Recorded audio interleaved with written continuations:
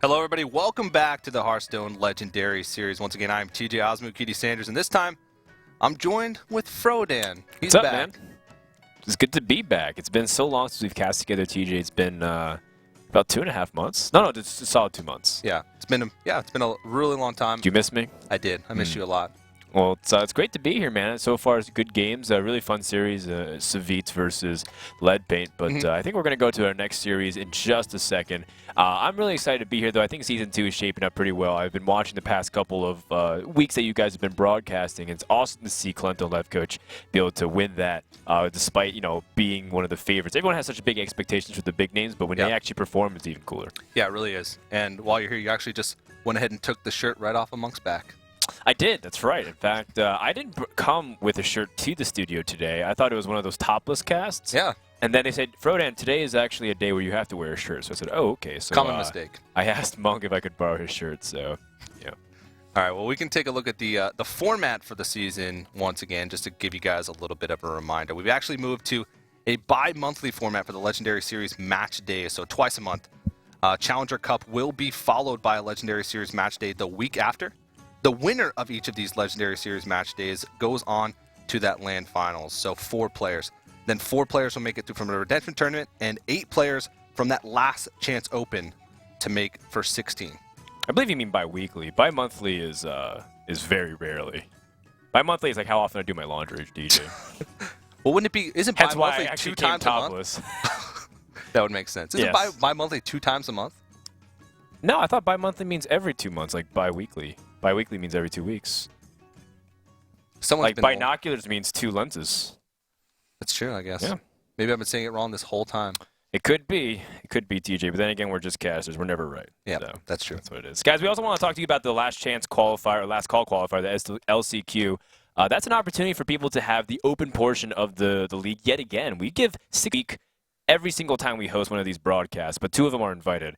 But only 8 players will be decided through the invite process after qualifying. We're going to have one more chance for 8 players to qualify in order to get some World Championship points and part of the prize pool.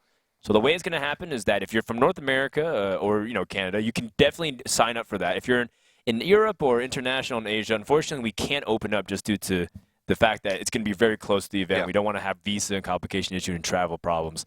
So if you are an international player, you're watching from Taiwan, we have a lot of Taiwan and Chinese players trying to qualify, or you're Southeast Asia, Australia, Europe, we highly recommend you go to Challenge Cup number 4 for your last opportunity to get into the ESL Legendary Series Season 2 finals. Yeah, and you can check out that at legendaryseries.com for more information. There's a limited number of spots, actually. So it's first come, first served basis. So you can check out that today. Make sure that you're set up for next weekend for that Challenger Cup. And, of course, none of this would be possible at all without our sponsors. Playtronics and Gigabyte have joined us for Season 2. And, of course, we have a lot more in store coming up with the Redemption Qualifier, the Last Chance Qualifier, the LAN Finals, which we're hoping to upgrade this year. And a big shout out to those guys for making it. Yeah, it already is upgraded. 16 players this time instead of 8. That's right. With more players, we've got some fun surprises planned, not just production-wise, but you might see some of your favorite personalities there as well. I'm really excited for the event overall. It's going to be in the middle of summer, so make sure to keep your eyes peeled out for more information. Indeed. And, of course, make sure you're tweeting at us throughout the day as well. Use the hashtag HLS. Follow us on Twitter at ESL Hearthstone. If you have any predictions or any thoughts on what you think about the matches or even the LAN finals that are coming up, we'll be checking those tweets periodically throughout the day, responding to you. And, of course... Or how well I fit in Monk's shirt. Or how well you fit in Monk's shirt, That's right. And you even stole his glasses as well. Nobody would even know. Yeah, it's still debatable. I mean, I actually do need to get new glasses. These glasses are 3 years old, and I can barely see the screen in front of me, man. I'm becoming an old man. That can't really recognize the screen. I have to lean in so far to see the cards, man, read their abilities and stuff. Can confirm. That's why I can't see lethal, TJ. That's why. Wow, you have a lot better excuse than I usually do. The truth is just that I'm just bad. Okay. Yeah. And, of course, we are giving away packs as well. Make sure you head over. Are we? That's awesome. We always give away packs. And, of course, I love packs. Head over to ESL.gg/legendarywk3, of course, for week number 3.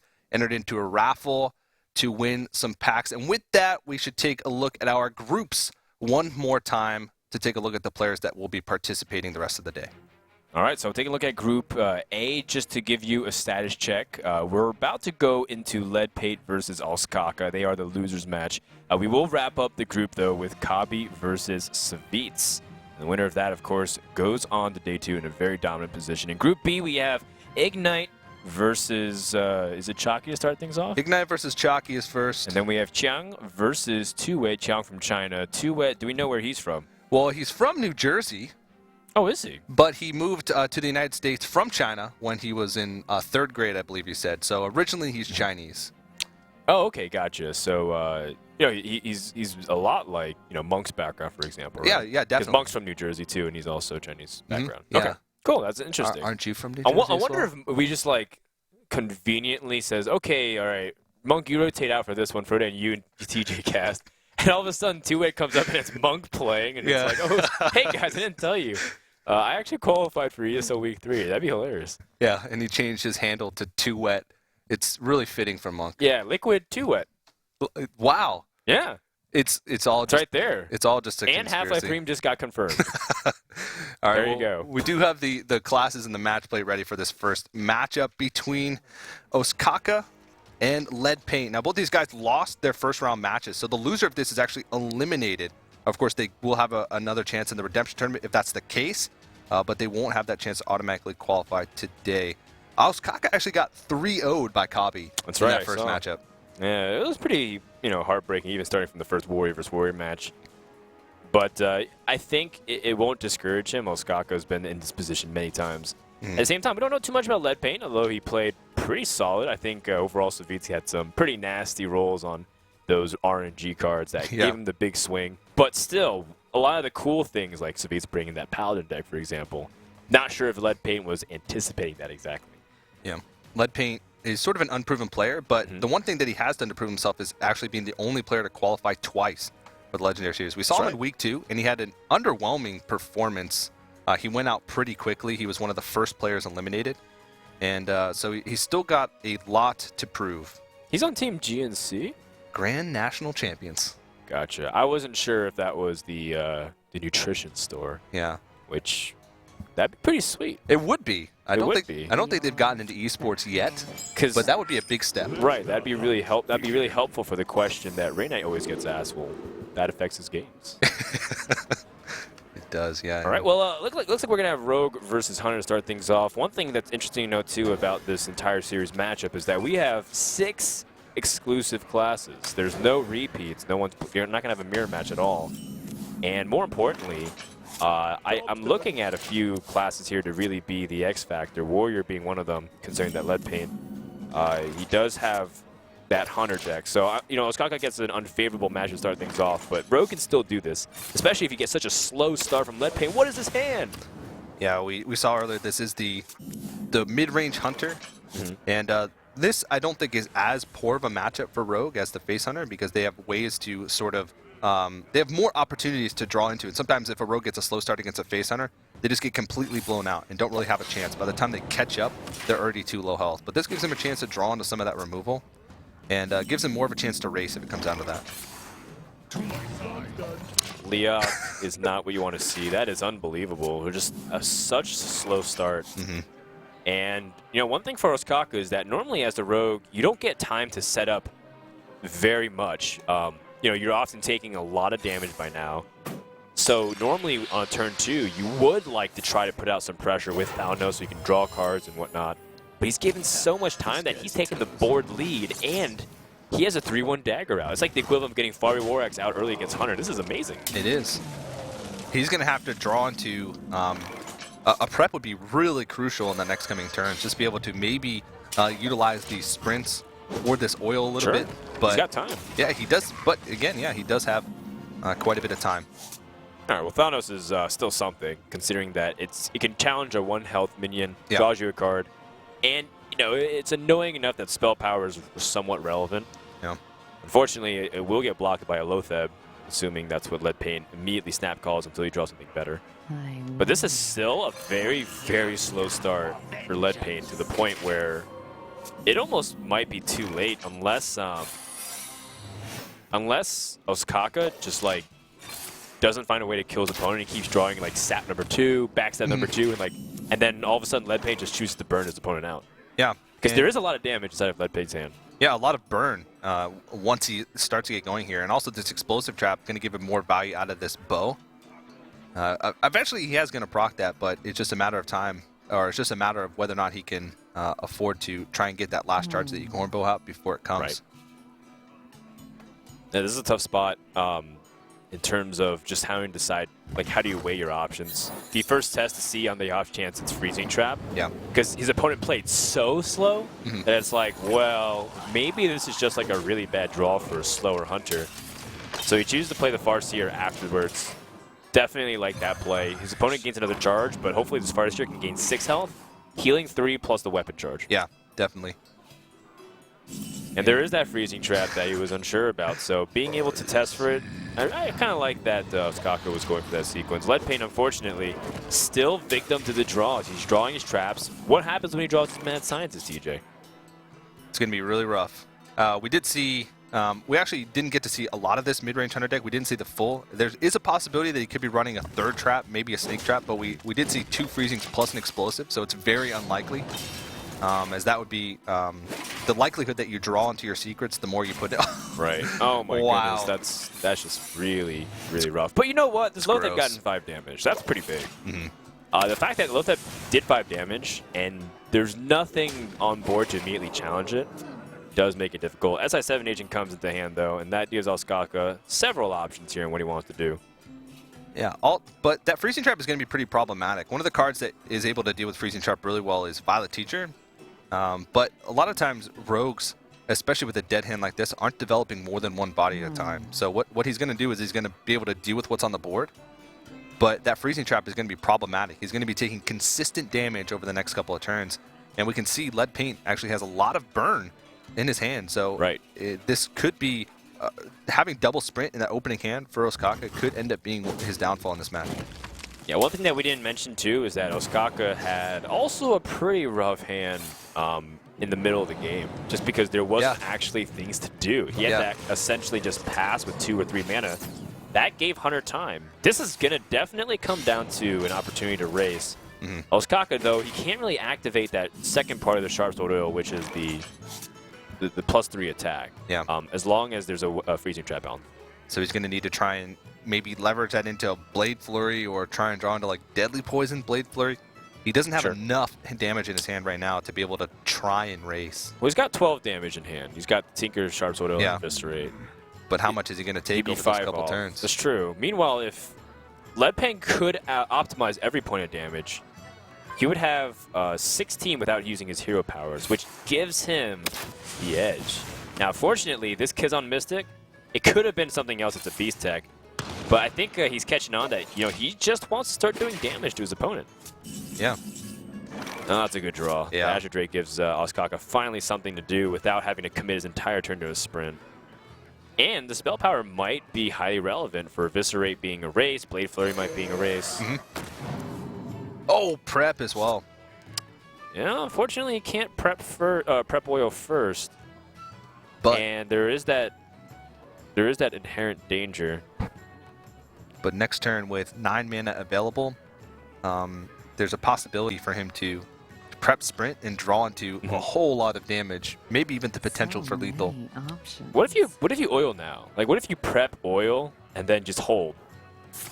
And then, maybe even eviscerate the phase because you know that you're going to race. Yeah, it's like it forces the onus on your opponent to do something. You can attack with a weapon and then just hold with everything else. Yeah. Basically putting your opponent on next turn to deal with what you have. Exactly. Now he has to kill command the SI unless he can just straight up kill him with... Oh, he's got Unleash the Hounds as the activator. That's right. So that's going to wrap it up. Yeah, indeed. And so what ended up being the victory for Leadpaint there is just having all that burn in his hand available. But of course, I mean, Ostkaka, you can see just by the hand that he has left after that loss in that game, double sprint sap.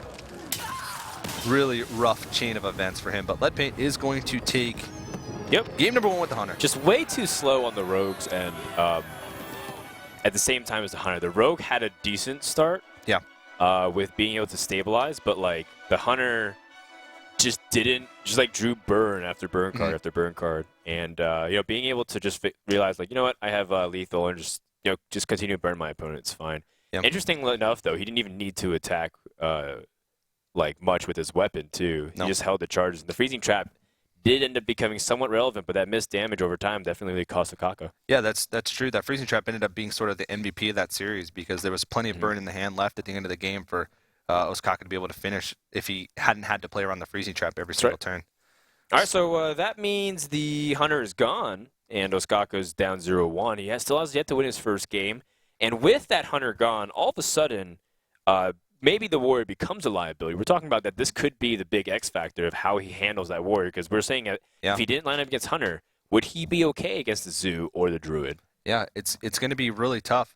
Ostkaka's Druid, or sorry, his Warrior was a little bit on the slower end of things. It didn't top out on huge threats. I think Alex Straza was a top threat. We didn't see Rag. We didn't see Ysera.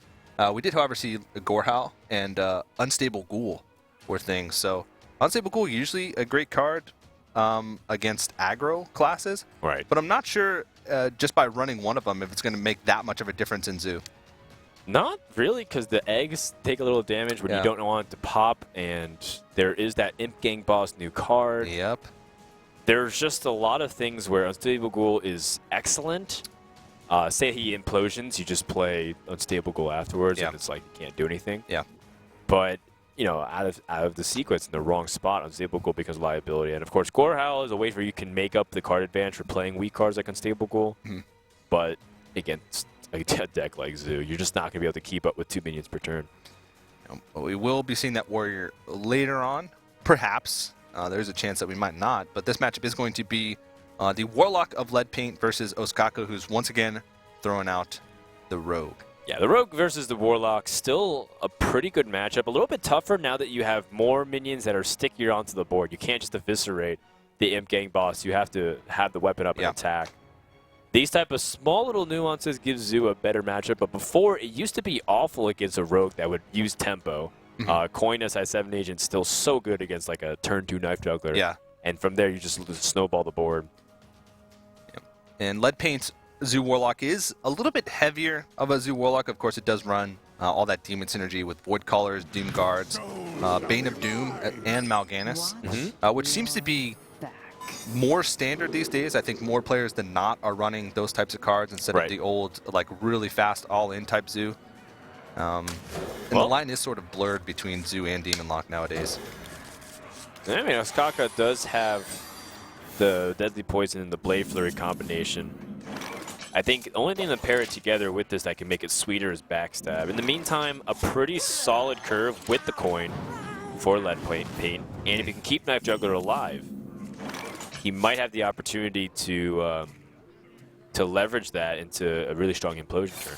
Yeah, one of the things I'm sure Ostkaka is probably a little bit disappointed in right now is the fact that he's went first. Yeah, especially with SI agents in his hand like this.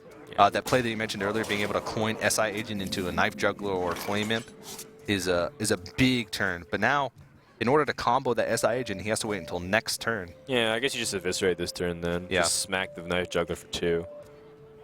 You still take damage and it's painful, but next turn you have an opportunity to gain some tempo. You don't want to just use the Deadly Poison here, because then SI7 next turn becomes even more awkward. Yeah, especially since you have 2 of them, you want to make sure that you line yourself up to be able to combo one of them. It's the only way that you'll be able to find enough of that tempo to be able to come back in the game.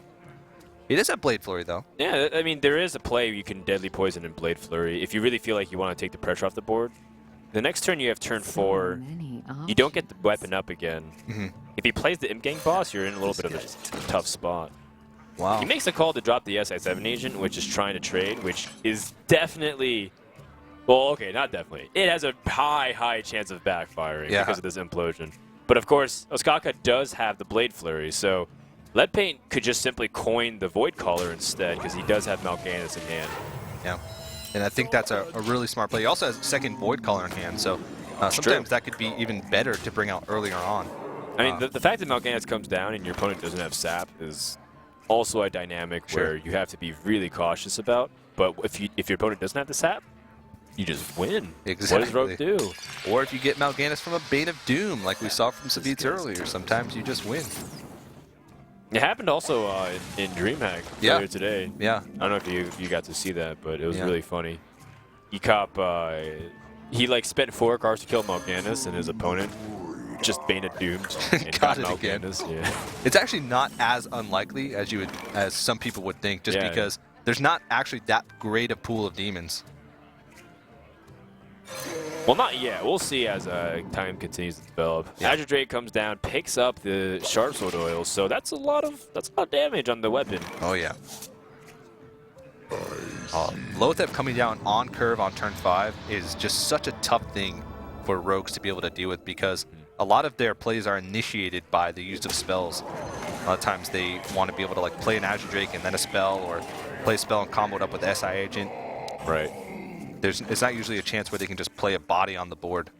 That was an interesting sequence that Leadpaint chose to attack. He could have attacked with a weaker Demon first on the off chance his second Void Caller got buffed by Mal'Ganis to a 5/6. Kill off the Drake. They would have had it survive. He instead opts to go for this Void Caller, which gets his cards out a little bit earlier, makes it better for Doomguard. But at the same time, it makes his hand a little bit more awkward next turn, as he wouldn't have Void Caller to fill out the rest of his mana curve. So, and he would have kept that 5/2 on board. Ostkaka has to pass, by the way. Wow. Which, is this just game straight up? There's 12, 17, 21. Yeah, that's lethal. Wow. That's crazy. That's exact lethal right here. Yeah. The only play... Actually, no, it wouldn't even. That's just really crazy. Mal'Ganis on turn 6 on the board from a Void Caller. Yeah. And you were right. Sometimes Mal'Ganis comes out, you just straight up lose. There's actually nothing you can do here. Yeah. And Ostkaka did he have any play the previous turn? I don't think so. He could have backstabbed for 5. He couldn't even eviscerate anything. Yeah, and I mean, even if he'd done that, he would have had to attack into the Void Caller to kill it. Would have taken that 3 damage anyway, so it wouldn't have mattered. That's pretty nuts, man, that the Warlock deck was able to destroy the Rogue this quickly. Yeah. Usually doesn't happen, but of course the sequence events happened as so. 2 Void Callers, 1 Mal'Ganis. Yeah. Sounds like a really disgusting movie. Yeah. And it was. And of course, you also have to take into account the fact that that game would have been a lot different if Ostkaka had been able to go second. That's right. If he could have gotten the SI7 agent onto one of the 3/2s, controlled the state of the board a little bit better, Void Caller would have came down a little bit less stable. Who knows? Maybe Ostkaka could have been able to take advantage of it. But at the same time, he would have hit his Azure Drake a little bit later. Very hard to tell, but in the end, one thing is for sure, this Rogue is struggling. And it's struggling all weekend long. We've been seeing Rogues lose a lot more often ever since Black Rock Mountain has started coming out. And still, players rate it as being one of the strongest decks currently. I don't know if players' opinions are going to change because of the results that Rogue has been showing over the past week, but they will. It keeps coming up. Yeah. And of course, Ostkaka lost 3-0 in his first series, down 2-0 in this series. He's yet to win a game today. He came through the qualifier. I think people might have seen Ostkaka at Sea Story Cup. In fact, he's wearing the same hoodie that you would at the tournament.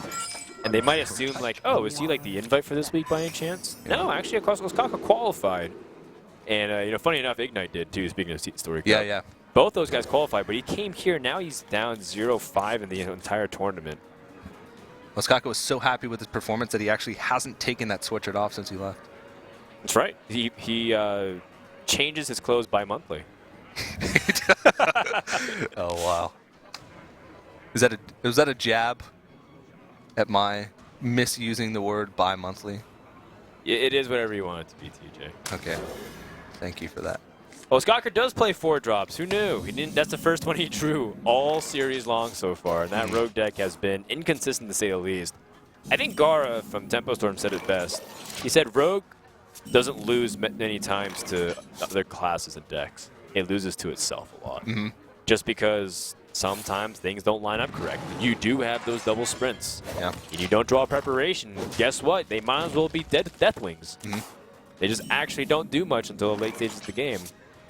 I think the same is the case a lot of times for Freeze Mage as well. It's sort of the deck is playing against itself a lot of times. Right, but the thing is about Freeze Mage is that there's so much card draw, like 1/3 to almost half the deck involves drawing cards with Mana Scientist, Acolyte, Arcane Intellects. It's kind of hard that Freeze Mage is inconsistent, which is why a lot of people like it. So I've seen some rogues lately trying out Hungry Dragon in the Rogue, especially Raynad, and I've tried it out myself, and I've tried asking around to a lot of players what they think. Granted that the Rogue's hero power stays on them. Yeah. And I think 33% of the time around it's not a 1 health minion, so Yeah.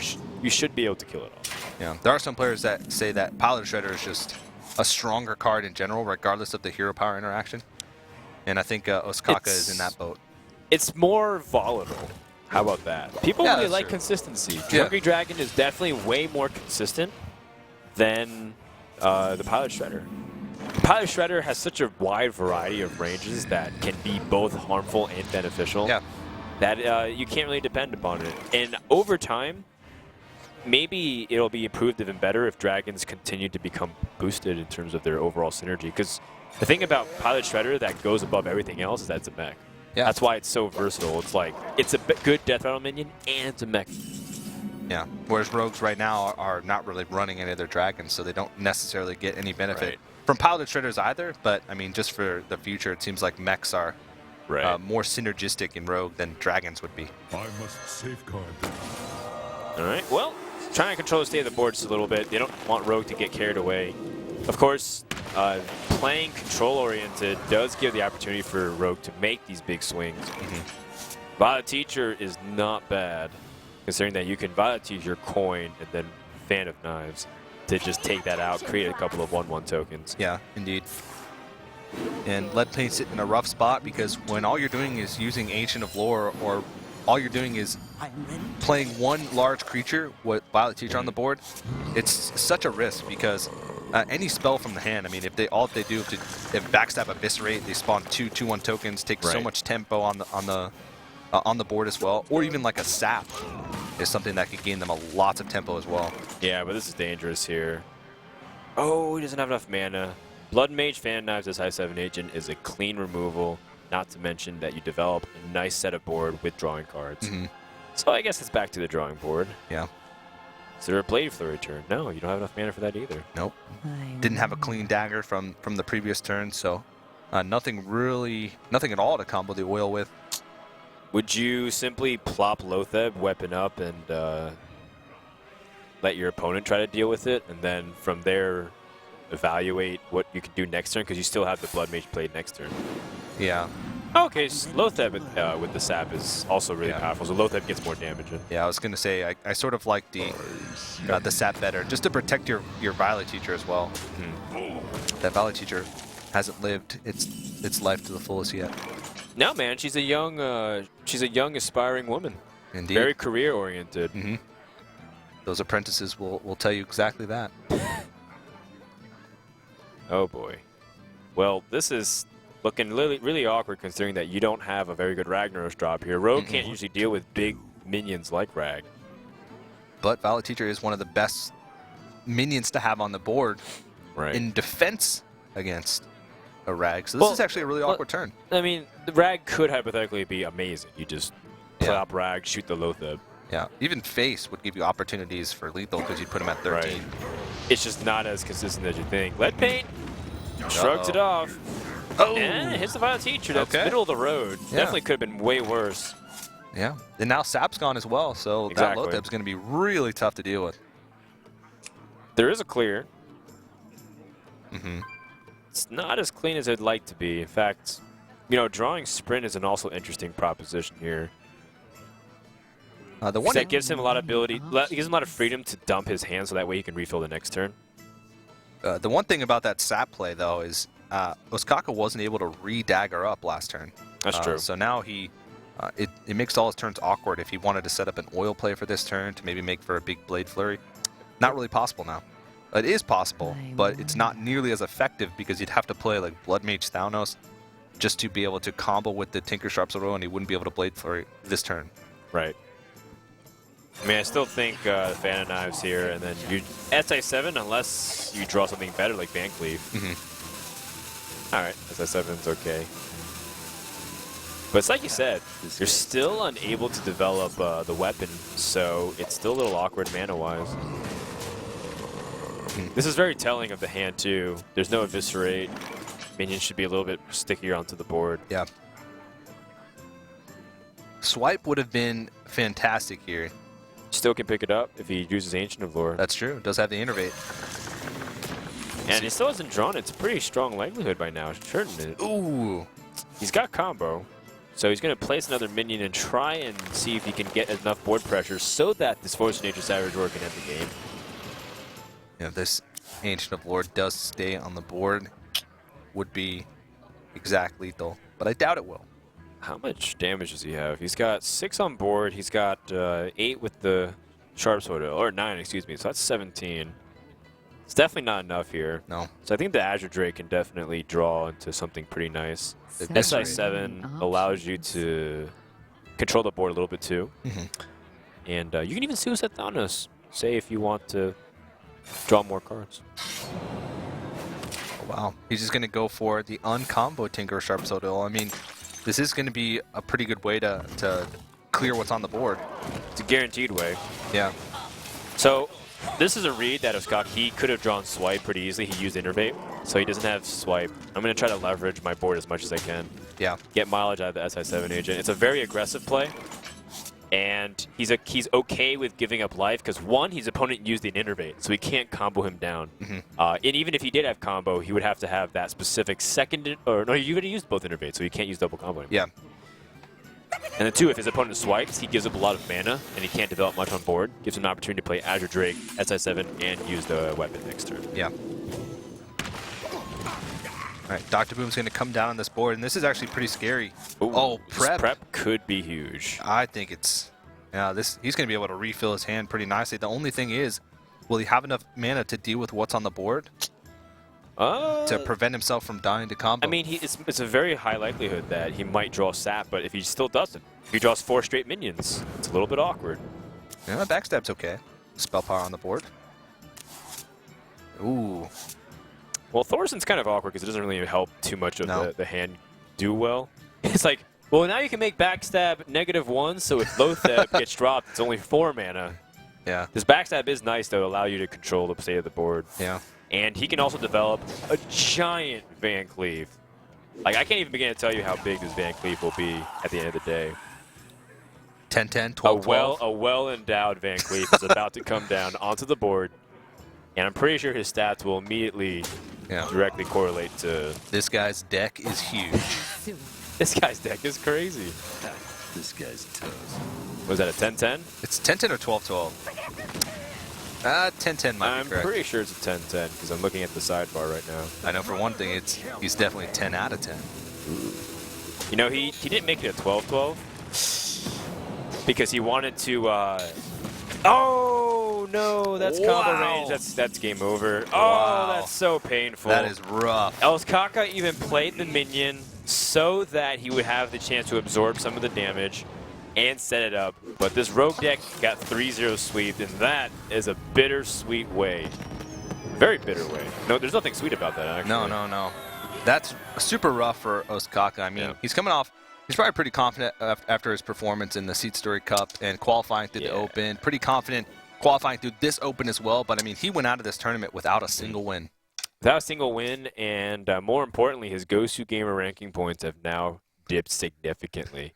On the other side, Leadpaint, he's now staying alive in the tournament. He did lose to Savitz early on, but now he's going to be awaiting the win, or the loser rather, of the winner's match. So he still stays alive, this newcomer.